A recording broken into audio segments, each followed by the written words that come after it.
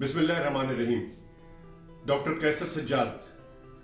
Omicron बहुत ज़्यादा शोर है और बहुत ज़्यादा इस पे ख़तरात कहते हैं कि ये बहुत ख़तरे वाला एक वेरिएंट है ओमिक्रॉन, जो कि साउथ अफ्रीका से डिटेक्ट हुआ, वहाँ से शुरू हुआ और अब इंग्लैंड और दूसरे शहरों में बहुत ज़्यादा इसके केसेस आ रहे हैं और कहा जा रहा है कि ये हमारे मुल्क में भी आ गया है और फैलेगा भी। लेकिन बात सारी ये है, मैं आज सिर्फ ये बात करना चाहता हूँ आप तमाम लोगों को कि ओमिक्रॉन को अब तक तकरीबन 1.5 माह हो गए इसको मालूम किए हुए कि ओमिक्रॉन वेरिएंट एक आ गया है, लेकिन हमें नहीं लग रहा कि इसकी वजह से अस्पताल भर रहे हों या इसकी वजह से बहुत ज़्यादा अमवात हो रही हो। इसके बरक्स अगर देखा जाए तो डेल्टा वेरिएंट ने अब तक बहुत ज़्यादा तबाही मचाई थी दुनिया में, ख़ासकर इंडिया में, इंडोनेशिया में और दूसरे ममालिक में। इवन के पाकिस्तान के जो प्रोविंस है पंजाब, उसमें बहुत ज़्यादा केसेस थे, ख़ासकर लाहौर में।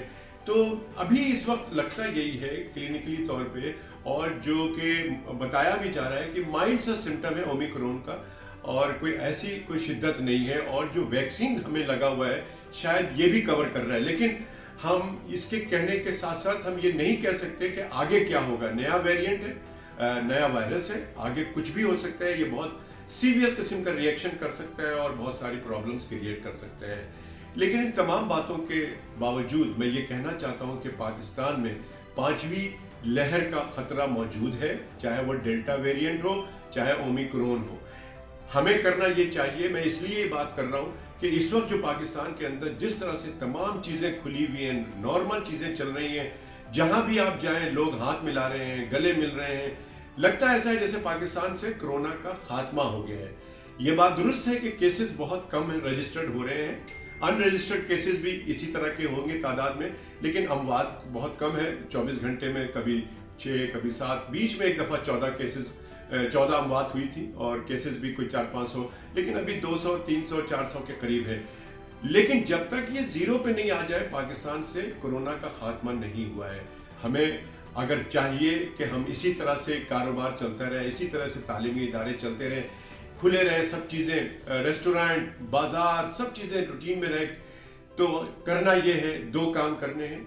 और मैं वाकई कहता हूँ कि अगर आप चाहते हैं कि आगे लॉकडाउन ना लगे, लोग घर में ना बैठें, तो वैक्सीनेट कराएं अपने आप को और SOPs पे सख्ती से अमल करें।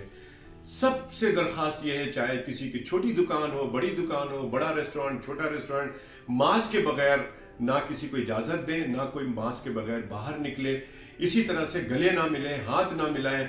तो ये कारोबार इसी तरह से चलता रहेगा इंशाअल्लाह ताला, और इसी तरह से हमारे मुल्क से इसका खात्मा भी हो जाएगा। और दूसरा जो इससे हम बच सकते हैं वो है वैक्सीनेट कराएं अपने आप को भी, अपने प्यारे दुलारे जितने भी घर पे लोग हैं। इवन के मैं कहता हूँ कि जो मासी है, जो ड्राइवर हैं, जो चौकीदार है, या जो भी आपके साथ काम करता है, उन सब को आपने वैक्सीनेट कराना है। तो 2 काम करना है, वैक्सीनेट कराइए और SOPs पे अमल करें, तो इंशाअल्लाह ताला ये कारोबार जो पाकिस्तान का चल रहा है, मईशत भी आपकी बहुत अच्छी तरीके से चलती रहेगी और वबा से भी आप बचे रहेंगे।